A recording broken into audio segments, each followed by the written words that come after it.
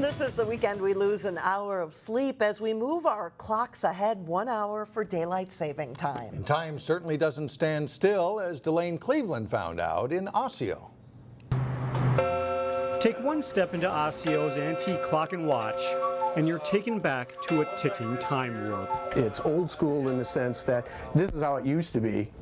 And I think there's a tradition with it. Once upon a time, clocks and watches were the king of timekeeping. Then one day, things changed.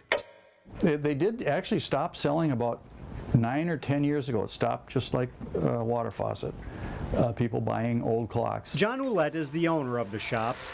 He says that while sales of old clocks have stopped, the repairs on them have not. No, I'm not hurting for business. Over the course of an hour Friday morning, one person after another came into the shop with various issues, whether it be for a clock or an antique toy.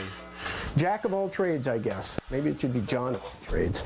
It's fitting that customers are stopping in for repairs now because on this weekend of daylight saving time, John says the clock is ticking.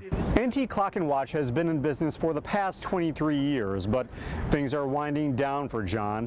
This will be his last daylight saving time in Osseo. It's too much for me, just too much. I mean, years ago I could handle it. In June, John will close up his shop and work out of his Otsego home on a smaller scale, much to the chagrin of his loyal customers. It's sad that, you know, at least personally for me to know that he's moving, but in a broader sense that we don't have this anymore. John says that shops like his are a dying breed, but at age 71 on this weekend when people spring forward, he's focused on leaving 3rd Street in Osseo behind. I'll really miss it, but time for me to move along. In Osseo, Delane Cleveland, 12 News. John hasn't determined the specific date in June when the business will close. No word yet on what will occupy the space once he leaves.